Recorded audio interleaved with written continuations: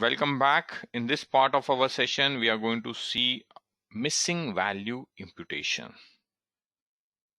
We just learned outlier treatment. Another important concept in machine learning is missing value imputation. Why impute the missing value? What happens is when you are running a regression, say I'm executing a regression y is equal to x1 and x2. So I've got two independent variable x1, x2. There are certain records in x1 which does not have information. If those records do not have information, those records will be completely deleted from the regression process, which means the information which was present in the variable x2 is also not utilized. Let me demonstrate this so that you understand what I am trying to explain.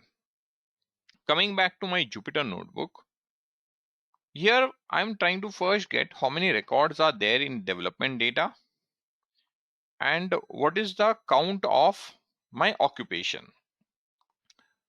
So if I run this step, you can see in our development we have 10,000 observation. However, occupation field is just showing 7,706, which means there are 2,294 observations which are missing. Now if I run a regression between my target variable and occupation, this is what I'm going to run, and then see the summary. So here I have to, okay, here an obs is also there, but I would better show it with the summary. So let me comment it. Now if I run this, what has happened? There's some error. My log is not defined. Where is my log? It should be my logit. Okay, sorry. I run the code and here you see only 7,706 records are reflected, which means the missing records are not considered.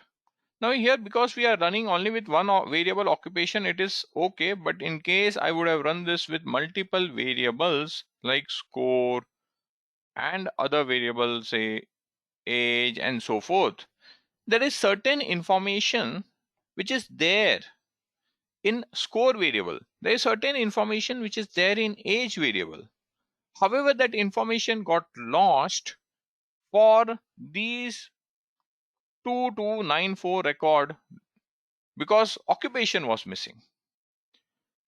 Now again, how do we treat this kind of a scenario?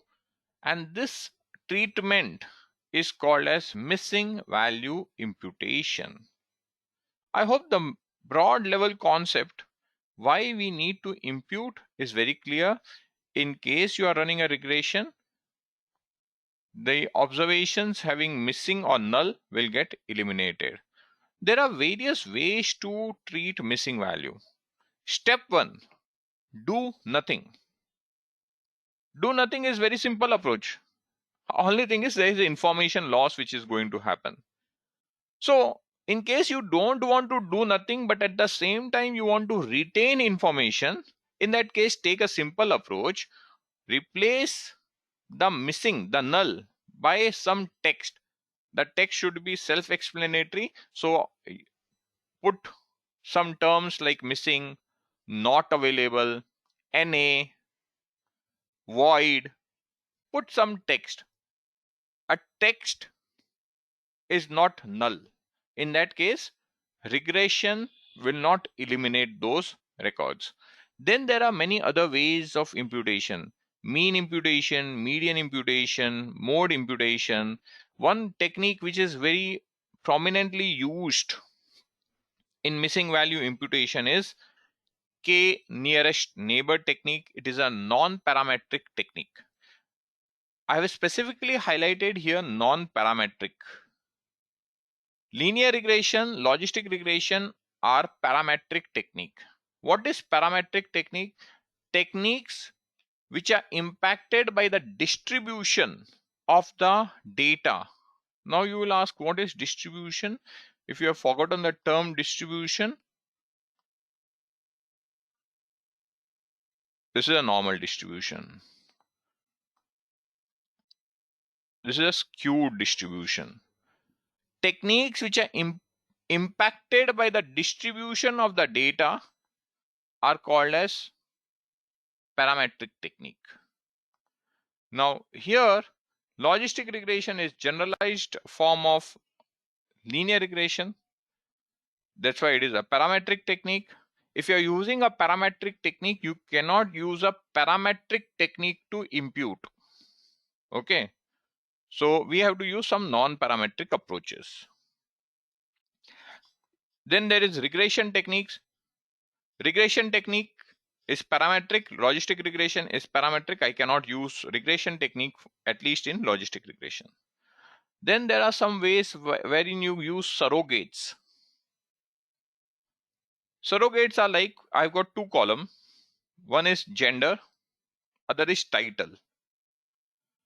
In gender column, there are certain observation where gender information is missing, but title column has got Mr., Mrs., Doctor. I can use that and populate the gender, which is a logical imputation. There is a package which is called MICE, multivariate imputation by chained equation. There is a package. We can use this package and simply say, okay, this is the data. Kindly do the imputation for this column. The package will handle everything internally. I'm not going to discuss this multivariate imputation by chained equation, but a couple of these approaches is what I'm going to discuss so that you understand the concept of imputation. First step, let's take very simplistic approach, do nothing. In this, what I'm going to do is I'm going to create a new column, occupation imputed, simply replace the not available information by the term missing. So I'm switching back to my Jupyter notebook just to explain this, what is the impact. So here is the code. Here I'm replacing the missing. And now when I run the value counts, you will see all this are there, and there are 2294 observations which has been replaced by the term missing. And I can then run a regression. So now I'll take this occupation imputed column and go back. Instead of running with occupation now, I'll run with occupation imputed. And once again, you would have noted when I'm imputing, I create a new column. I don't overwrite the existing column. Reason is, if you have to go back to your existing column, if you have overwritten, the information is gone. Now this time you see number of observation is 10,000. All observations has been considered. So this is a very simple approach. Do nothing, simply replace the null by some text missing. The other approach is impute using the mean, median, or mode. Now here occupation is categorical, so I cannot use mean, median. I can go with a mode imputation. Mode imputation is again a very simplistic approach. In mode imputation, what you do is you see the category which is the most frequent and replace the missing by the most frequently occurring category. However, the mode imputation, and this also applies to mean and median imputation, the mean, mode, or median imputation should be used only when the number of observations, the percentage of observations having missing value is less than 2 to 3%. If the number of missing is more than 2 to 3, 5, 10, 15, 20, Do not go for mode imputation. Do not go for mean imputation. Do not take the median imputation. Why? Let me explain this concept. Why not take the mode imputation when the percentage missings are large? Here we executed the code where we replaced all the null by missing. Total number of observations are 10,000 in our development sample. Missing is 2,294, which means missing is approximately 22.94%. Professional is 2734 and salaried is 2987. For the time being, if I ignore this record, which category is the mode? Salary is the mode. What it suggests is approximately 30% of observations in my data belong to salaried class. Now, if I go with a simplistic approach of mode imputation, what I will do is I will replace all the missing by salaried class. The moment I replace all the missing by salaried class, the proportion of salaried in data will become almost 55%. Actual was around 29-30%. But the moment I replace everything, it becomes 55. Let me demonstrate this. So here I am executing the code. I've created once again new column. I'll show you what is the actual percentage of salaried. This actual percentage of salaried is calculated by not considering the missing observations to begin with. So let's run this. So here it says there is 40% observations which are salaried when missing observations are not considered. And now if I replace the occupation column by occupation mode imputed and again run the code,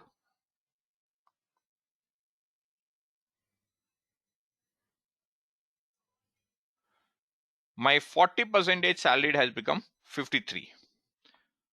What it means is the distribution of the data has changed. Distribution of data has changed. This is not allowed.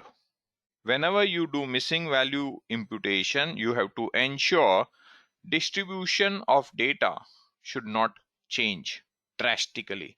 Minor changes will happen because you are imputing, but it cannot be significant change. As such, mode imputation is not a suitable imputation when the percentage of missing observations in data is large.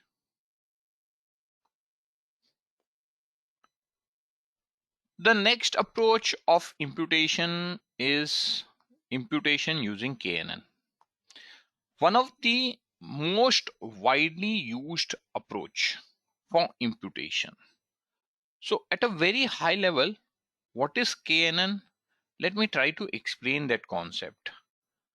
So here, okay, here is my blog on KNN, but I'm going to cover only the concept part.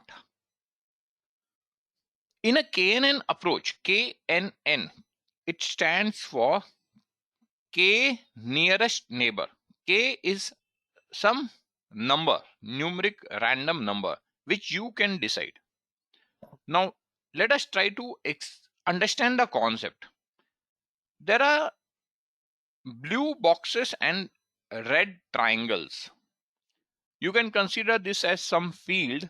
You can consider this as an occupation field. But here, because there are only two categories which I'm showing, so you can consider it as, say, a field salaried and self-employed. And certain observations, we do not know whether that observation belongs to salaried category or self-employed category. And one of that observation is marked here with green. I want to tag it, whether it should be salaried, whether I should impute it as salaried or whether I should impute it as self-employed. So in this case, in this image, whether I should impute this green circle as a blue rectangular box or whether I should impute it as a red triangle is the question. So the k nearest neighbor says that you check the characteristic of this record based on other columns. Based on other columns, you check the characteristics and find out how far this data is from the other data points. Visually, it has been shown. There are mathematical calculations like Euclidean distance and all of that, which is all explained in the blog. So I'm not going to get into those details, but at a very high level, there are certain calculations by which you compute distance. So here we have computed the distance, which is shown by this d. I now say from all the data points, I'm going to consider k nearest observation. I will consider, say, k equal to 3. I'll consider 3 nearest observations. Now, if I consider 3 nearest observation, out of the 3 nearest, I observe 2 of them are red triangle and 1 of them is blue rectangle. So based on k nearest neighbor logic, this green dot should get classified as red triangle. In case I would have said, I want to consider 5 nearest neighbors, that is shown by the outer dotted circle. The 5 nearest neighbor, I have got 3 rectangles and 2 triangles. In that case, this dot will get classified as rectangle. Now you will say, okay, if I consider 3, then it gets triangle. If I consider 5, it gets rectangle. See, these are all ways of imputing. When you are imputing, you are not going to be 100% correct. And in machine learning, when we do prediction, we are never 100% correct. The entire concept of machine learning is we should be better than random. We should be better than business as usual approach of doing things. And how better we can, we should try. But will we become 100% correct? No. So based on my assumption of k equal to 3 or k equal to 5, and I'm not predicting only for one record. There are many missing values. I'm predicting for many. For few of them, I would have gone wrong also. It's okay. There are many approaches. There are approaches also where you can say, I am not giving any importance to this distance d. If you see k equal to 5, but these blue boxes are very far off and these triangles are very close by. So even if there are 2 triangles close by compared to the 3 rectangles, but these 2 triangles are much closer to the green dot, if I give some importance to how close the blue rectangle or the red triangle is, and based on distance weightage, in that case probably I'll end up with triangle. There are multiple algorithms in k nearest neighbor also, but the point is very simple. Given a data point, see the neighbor, the characteristics of the neighbor which is most close to the given missing, you assume that missing belongs to that neighbor category. So here, if I consider k equal to 3, green dot will get classified as triangle. More detail, you can go on this blog post, read the entire article and understand the concept. Coming back to the logistic regression, because our focus is logistic regression, there is no point deviating from logistic regression to a new machine learning technique. So here, how do we impute it? To impute the k nearest neighbor, I need to select certain columns based on which I'll decide the who is closer to whom. So I want to select age, balance, number of credit transaction and occupation. So why the 4 columns? The first 3 are the columns based on which I'm going to predict the fourth. So here what I'm going to do is I'm creating a small data set where any record having missing is being dropped. First is learning. For k nearest neighbor also you have to do learning. So I've taken age, balance and number of credit transaction to identify the occupation category. 246, how these 246 have come? If you see the original data set, where is that? Yeah, age is at index position 2, balance is at index position 4, and number of credit transaction is at index position 6, occupation is at index position 5. That's how those index position of the columns which are being selected. A smaller subset of data is what I'm creating, is what you have to understand. And from that data set, I'm creating a training data set X. All X attributes I'm putting, the Y attribute I'm separating out, and then using a k nearest classifier, I'll run the algorithm. It will give me a k nearest neighbor model. Once I get this model, I'll use this model on those records where occupation is missing and impute. So let me just run these steps. It's all mechanical once you know the code. The concept, once again, I say you will have to go and read in your from the blog. Okay, so I have executed 26 and 27. For a while I thought there is some error. No, there is no error. This was the error of the previous run. And now here I am going to execute this, where I am creating a column KNN imputed. Occupation imputed based on k nearest neighbor logic.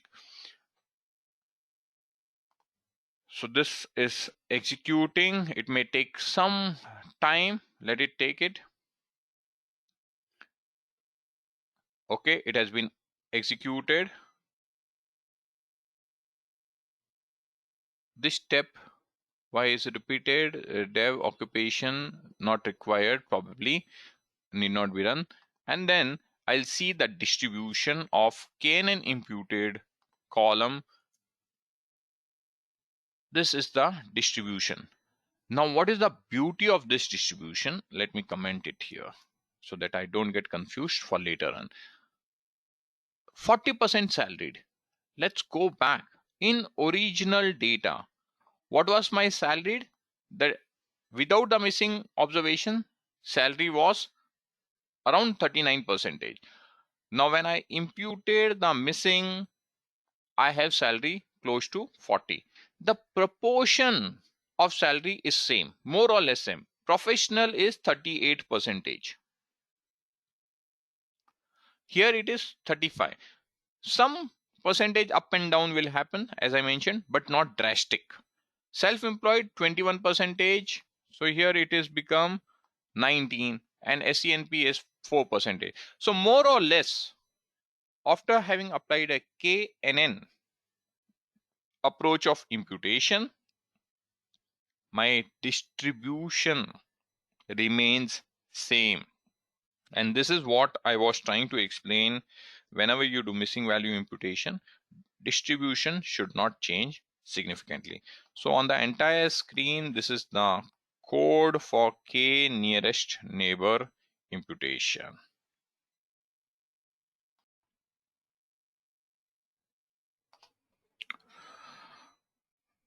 We now move on to the next step of imputation. So far we were trying to impute occupation variable. Occupation is a categorical variable. At times you will have continuous variables in your data which are missing. To explain the concept of imputation for missing values for continuous variable, I have one variable, holding period. Let us first see how many observations are missing. There are 10,000 observations in our development set. Here it is saying occupation count, copy paste. Let me rerun. There are 9,484 observations where holding period is available. Holding period is a variable. Don't go and get confused by the term. For now, focus on the concept. There is a continuous variable which I have to impute. Just for the sake of understanding the meaning, holding period in banking is a variable which says what is the ability of the customer to retain money. How many days a customer can keep the money in account without withdrawing it. That is ability to retain. Okay. And 516 is the number of missing. I can approach with mean value imputation, median value imputation, simplistic approach. So in this simplistic approach, we simply take the mean, calculate the median, and I'm just first printing those two values. So mean is around 15.3 and median is around 15. Both of them are very close to each other. And with the mean or median value imputation, what I can simply do is create a new column. Wherever it is NA, fill NA by the mean and rounding off. Otherwise, it will come 15.3296 something. So rounding off. Similarly, the step is here I'm replacing with median. Both the syntaxes are not required, but just for demonstrating is what I'm doing, how you can do mean or median.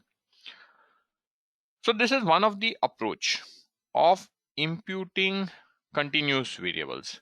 Once again, as I mentioned, you should use mean and median value imputation when the number of or the percentage of missing observations are 2 to 3 percentage. In this case, 516 observation out of 10,000, that is approximately 5 percentage observations are missing. Even with 5 percentage, I may sometimes go ahead and use a mean imputation or median imputation.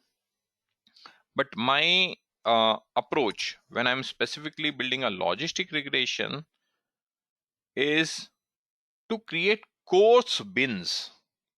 What is coarse binning? Coarse binning is an approach where you split your data into certain buckets. So holding period is a variable where the values range from 0 to 30, 31, 0 days to 31 days. So I'll create buckets, say 0 to 5, 5 to 10, 10 to 15. But here again, I'm not going to write the code manually. So what I'm going to do is I'm going to create 5 buckets using a function qcut. The qcut function will break the entire data into 5 buckets. Each will have 20, 20, 20 percentage of observation roughly. It need not be exactly. Definitely the qcut will ignore the missing. So the missing will become a separate category. And then I will aggregate the data at the bucket level to see how is my target phenomena related with these buckets. This statement which I made, you will be able to better understand only when I execute and show the output. So let me execute and show the output. So here you can see the output where the coarse bin has bucketed.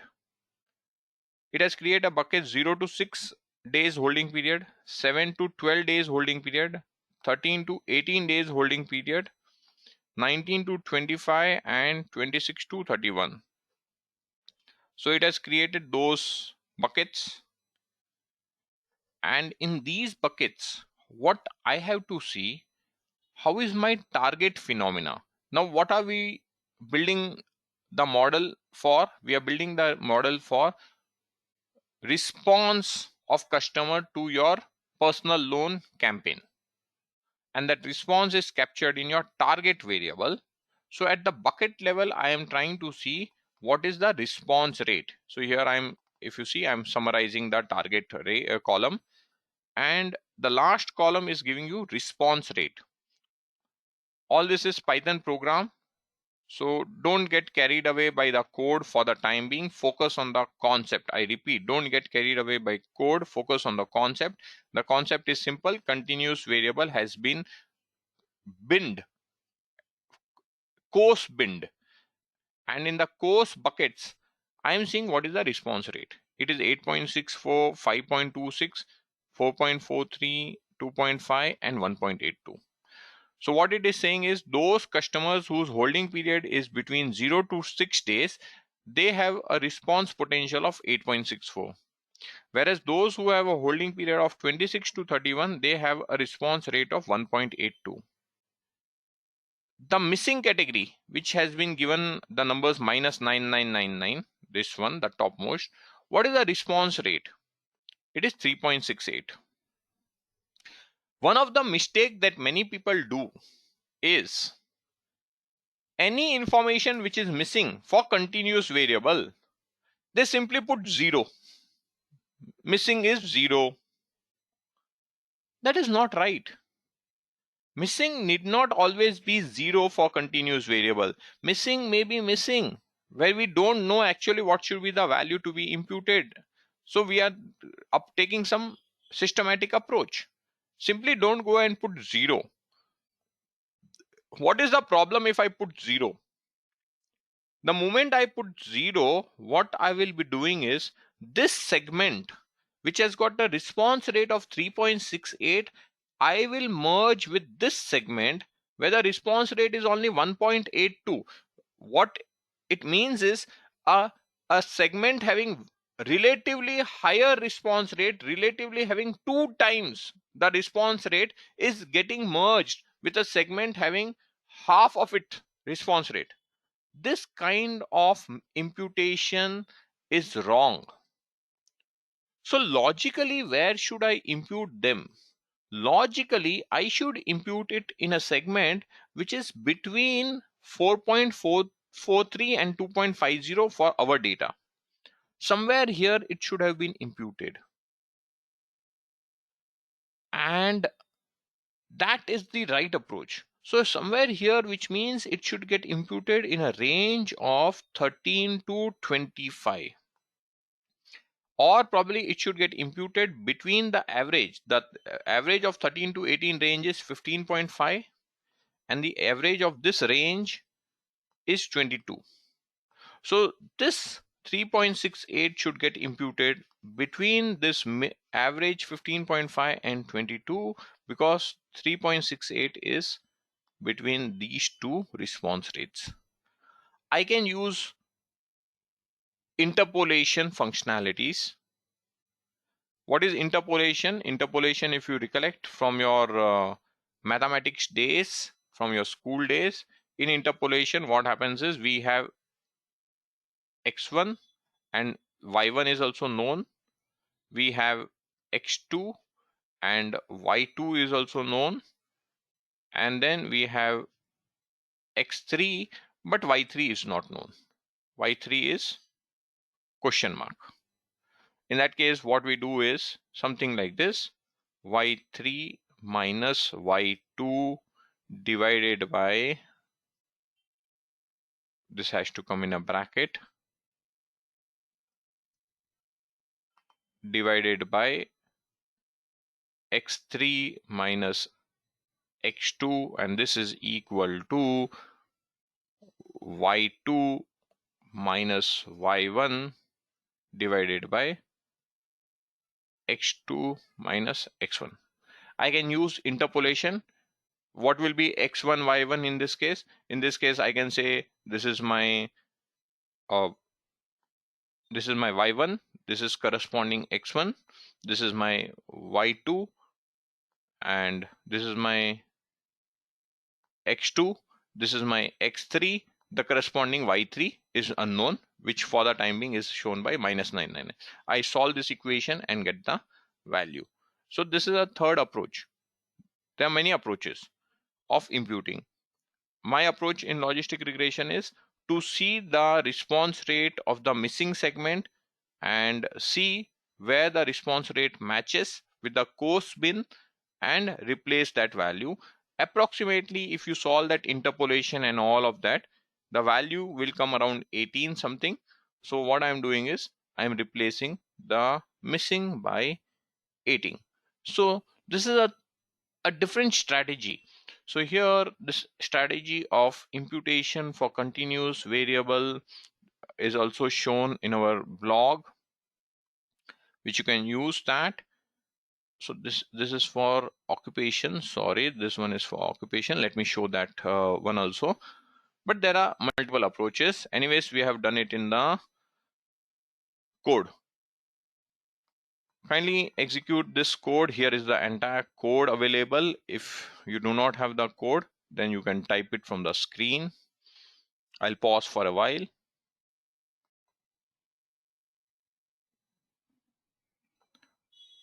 So this was the code on our missing value imputation, and I was just showing the blog. That time it did not was not up. So here you have a blog. It is not the same blog. We have got two separate blogs. One is for categorical variable missing value imputation, and a separate imputation for continuous variables. So here again you have the entire code which I have explained for imputation with detailed explanation of how to read the about table. And this is the calculation for y2 minus y1 and all of that. If you do this calculation approximately based on that interpolation, you will get the value as 18. As such, I have imputed 18. With this, we complete missing value imputation for continuous and categorical variable. In our upcoming session, we'll now move to visualization and pattern detection. Visualization and pattern detection is very important phase in model development, specifically when you are using a logistic regression. We will cover that in our upcoming session. Till then, thank you. Bye bye. See you in the next session.